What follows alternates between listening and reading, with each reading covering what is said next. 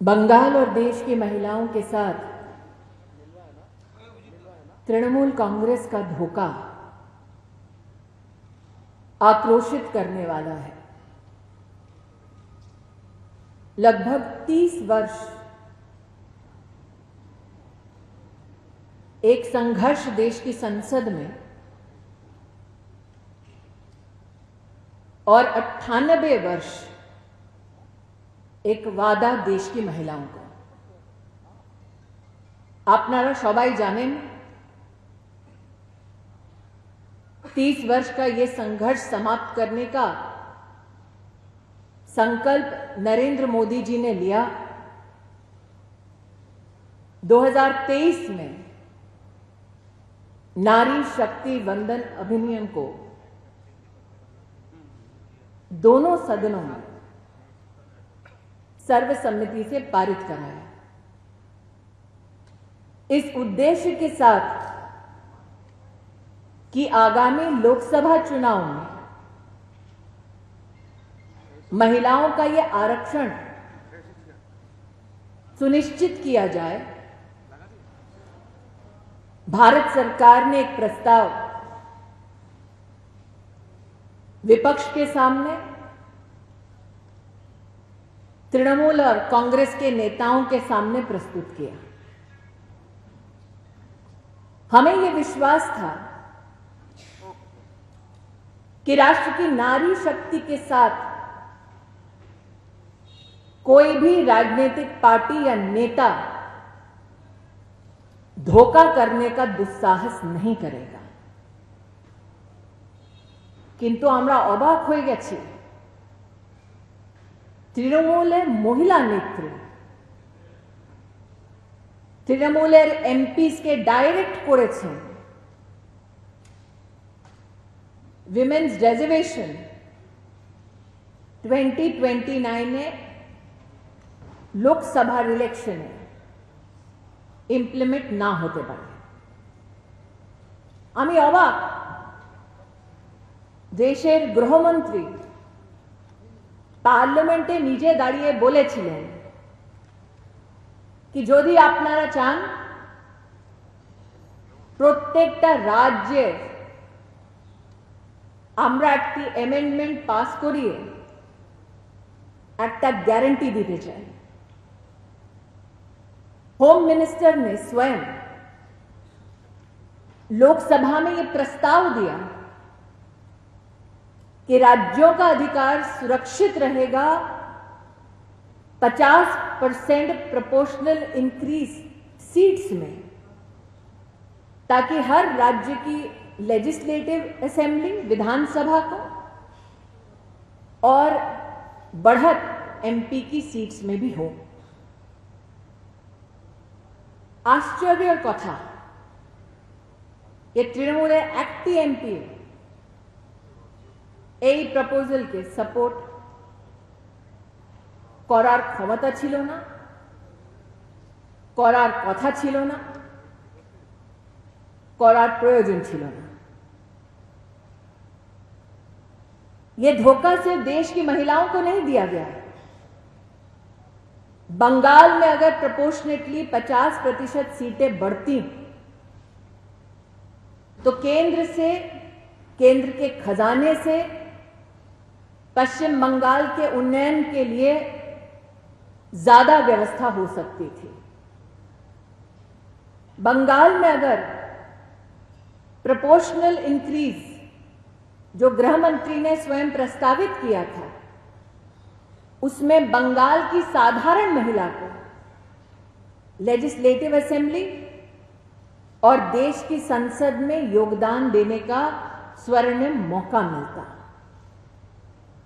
इसलिए आज बंगाल और देश की महिलाओं के साथ धोखा करने के लिए भाजपा का कार्यकर्ता और वो नागरिक जो महिला को राजनीतिक सम्मान, राजनेता बनने का एक अवसर देना चाहता है, ऐसे नागरिक तृणमूल कांग्रेस का खंडन कर रहे हैं, उनके इस दुस्साहस के विरोध में बंगाल में और देश भर में बोल रहे हैं। मैंने पहले भी आप सबके सम्मुख पश्चिम बंगाल की कुछ चुनौतियों का वर्णन किया है। आज उन चुनौतियों में यह चुनौती भी जोड़ देती हूं कि महिला आरक्षण के इस व्यवस्था को स्थापित ना करने में तृणमूल कांग्रेस ने जो नकारात्मक भूमिका निभाई है, जो मेज थपथपाई है, महिलाओं को उनके अधिकारों से वंचित करने के लिए तृणमूल का वो धोखा बंगाल की देश की महिलाएं आजीवन याद रखेंगी। আমি এখন আপনাদেরকে নিবেদন জানাই, যারা যারা প্রশ্ন করতে চায় শশীজিকে প্লিজ আপনারা জানিয়ে দিন, আর কোন ইনস্টিটিউশনকে আপনারা রিপ্রেজেন্ট করছেন ওটাও প্লিজ।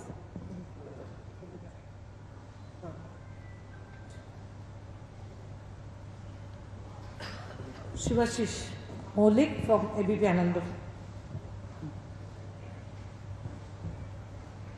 ম্যাডাম, আপনি এর আগে মহিলা সুরক্ষা কার্ড, যেটা আপনি প্রেস কনফারেন্স করে পেশ করেছিলেন পশ্চিমবঙ্গে, সেটা নিয়ে নির্বাচন কমিশনের দ্বারস্থ হয়েছে তৃণমূল কংগ্রেস, এবং তৃণমূল কংগ্রেসে তারা বলছে এমসিসি চলাকালীন কেন মহিলা সুরক্ষা কার্ড বা যুব সুরক্ষা কার্ড বিজেপির তরফ থেকে পেশ করা হচ্ছে।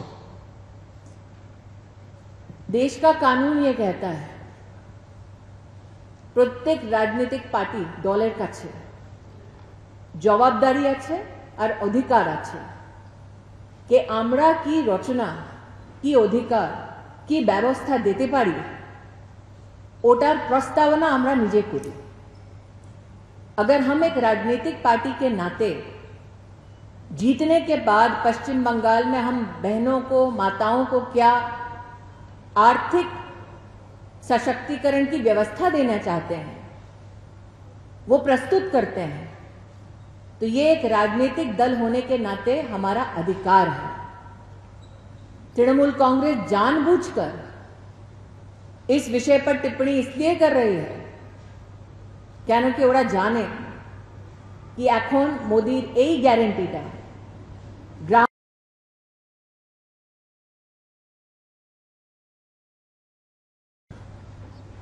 নমস্কার, মৌমিতা। তৃণমূল কংগ্রেসের তরফ থেকে এটা বলা হচ্ছে যে ইলেকশনের আগে এই ধরনের বিল আনা আসলে বিজেপির তরফ থেকে একটা ভোট পলিটিক্সের অংশ। কোথাও কি বিজেপি এইটা নিয়ে যে মহিলাদের কথা বলছি, মহিলা সশক্তিকরণের কথা বলছি, ভিকটিম কার্ড এবার প্লে করতে চাইছে, এটাকে কিভাবে আপনারা ব্যাখ্যা করবেন? আপনি যদি 2014, 2019, 2024 এর ভোট শেয়ার দেখবেন, আপনারা জানতে পারবেন कि नरेंद्र मोदी महिला वोट शेयरটা বহু পাচ্ছেন। नरेंद्र मोदी নিজের ইলেকশন 2029 में there is a continuous increase in the number of women voters who support the Modi government and particularly Narendra Modi's leadership. তাই যদি তৃণমূল কংগ্রেস বলছে কেন এনেছেন, আমি বলছি কেন না, আর কত অপেক্ষা করতে হবে। কংগ্রেস বলছে আমরা 98 বছর আগে এটা ভেবেছিলাম, তৃণমূল বলছে কেন আনছো, আমি জিজ্ঞেস করছি কেন না।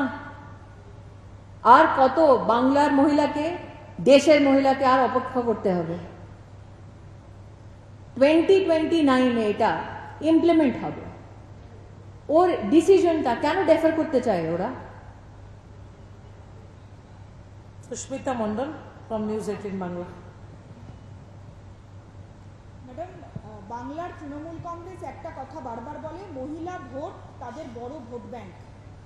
আপনারা কেন মনে করছেন সেই মহিলা ভোট এবার আপনাদের পক্ষে আসবে? কারণ আপনিও বিভিন্ন জেলা ঘুরছেন, কি বুঝছেন? আমি মাত্র মহিলার কথা বলছি না, মহিলা পুরুষ যারা যারা বাংলার উন্নয়নটা চায়, যারা যারা বাংলায় ডেভেলপমেন্ট চায়, যারা যারা চায় কি ল অ্যান্ড অর্ডারের ব্যবস্থাটা হোক, যারা যারা চায় কি ইলিগাল ইমিগ্রেন্টসকে বার করা হোক, ওরা সবাই বিজেপিকে ভোট দিবে। Ravishankar from TV9 Bharatvarsh. Madam, मेरा 2 सवाल है। पहला तो यह है कि पहली बार ऐसा हो रहा है कि मुख्यमंत्री ममता बनर्जी अब अपना विधानसभा भवानीपुर में प्रचार करेंगे और हर वार्ड में जाएंगे। इसका पहले ऐसा देखा गया, भवानीपुर में वो उतना टाइम नहीं देते थे, इसका कारण वो वहीं के रहने वाले हैं। इस बार पहली बार होगा कि वो हर वार्ड में जाएंगे, वहां पे प्रचार करेंगे, फर्स्ट फेज सेकंड फेज मिला के। इसको आप कैसे देख रहे हैं? क्या ये उनके अंदर इसको कोई मैं दादा की जीत का संकेत देख रहे हैं। क्या उनका डर है? बिल्कुल, वरना जो सतत 5 साल सेवा करते आए हैं अपनी कॉन्स्टिट्यूएंसी का, वो राज्य की अपनी जिम्मेदारियां छोड़ के अपनी कॉन्स्टिट्यूएंसी में सीमित क्यों होते? अच्छा, ये वो नेता हैं जो अपने आप को सेफ समझते हैं। तब निश्चित रूप से इस प्रकार की गतिविधि जिसका आप वर्णन कर रहे हैं, ये इस बात का स्पष्ट संकेत है, आपके प्रश्न में ही वो संकेत छिपा हुआ है। दूसरा सवाल यह है कि महिला आरक्षण की बात आप कर रही हैं, लेकिन पूरा देश में अगर देखा जाए तृणमूल कांग्रेस ऐसा पार्टी है, सबसे ज्यादा महिला सांसद तृणमूल कांग्रेस के हैं। बिल्कुल नहीं, आप चेक करिए अपना रिकॉर्ड। परसेंटेज के हिसाब से, परसेंटेज आप नंबर्स चेक करिए ना, आपका ये कथन सही नहीं है। देश की संसद में सबसे ज्यादा महिला सांसद भारतीय जनता पार्टी से। मैं महिला मतलब परसेंटेज के हिसाब से कह रहा हूँ। भाई साहब, आप फैक्चुअल नंबर्स देखिए ना। अच्छा, सुमन महापात्र, अगर आप as a journalist factual facts के ऊपर रिपोर्टिंग करना चाहते हैं तो आप नंबर्स देखिए। कितनी जीती हुई महिला प्रतिनिधि हैं, किस पार्टी से हैं? बीजेपी से हैं, एनडीए से हैं।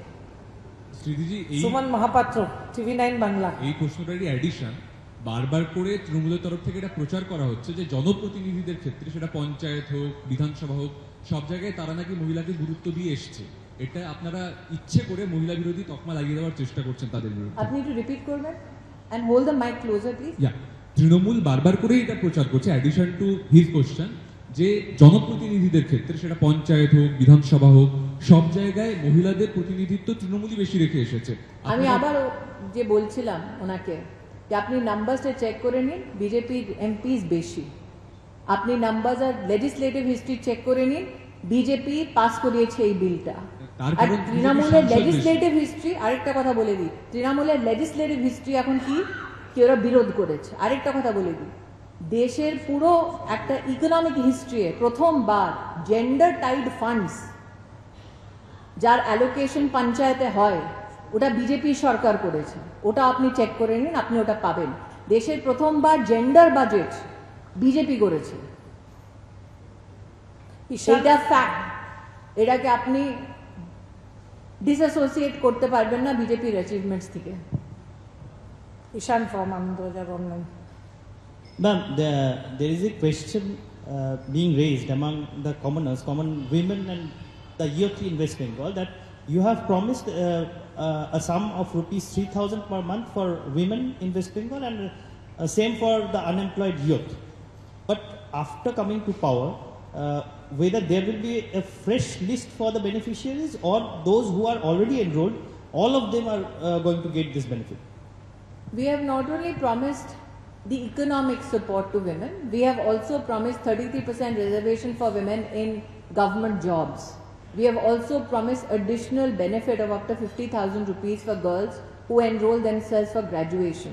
We have also promised 21,000 rupees for pregnant women, apart from 6 additional nutritional kits to be given to them. So our promises are available in our manifesto for you to reflect on. Insofar as who, how, when you would like us to distribute it, as has been promised during the manifesto which was proffered to the state of West Bengal, we will ensure every household, every woman is covered by the economic statutory benefits that the BJP is promising in its manifesto. Rohit Khanna, Times of India. Ma'am, I have two questions. First is, do you think that there should have been better representation of women in the candidate list that you have for the Bengal BJP this time?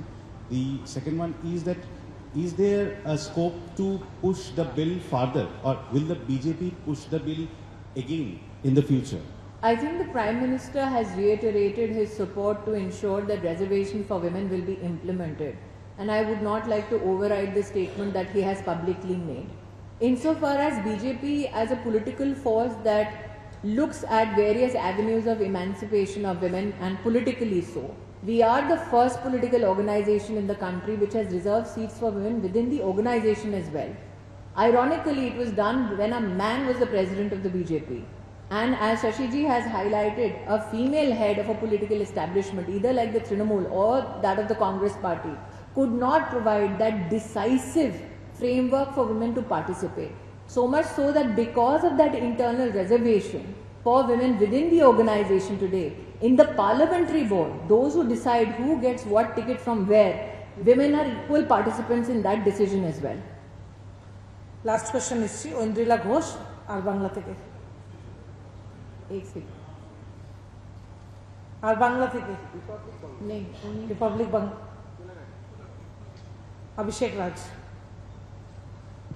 Hi ma'am, Abhishek from times now नव भारत। लगातार TMC की तरफ से ममता बनर्जी ने x पे post किया है और ये एलिज किया है कि बीजेपी के तरफ से ये कोशिश की जा रही है कि महिलाओं को ढाल बनाकर परिसीमन कराया जाए और संविधान में हेरफेर किया जाए। दूसरी तरफ दिल्ली में हमने देखा कल महिला कांग्रेस जो है उसने बीजेपी के खिलाफ प्रदर्शन किया है, तो इसको आप कैसे देख रही हैं? डिलिमिटेशन एक संवैधानिक हकीकत है जो फ्रोजन थी 2026 तक।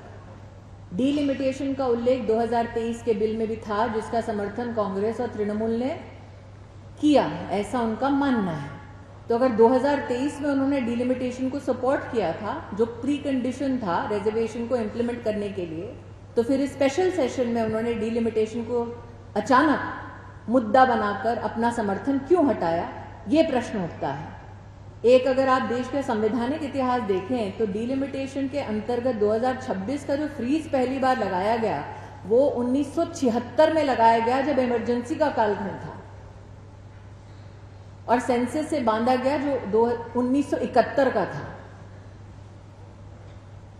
तो तृणमूल से ये सवाल होना चाहिए कि 2023 में आपको डिलिमिटेशन स्वीकार था, सिर्फ स्पेशल सेशन में स्वीकार नहीं था, ऐसा क्यों? সবাইকে ধন্যবাদ। हाँ जी बोलिए, लास्ट লাস্ট क्वेश्चन।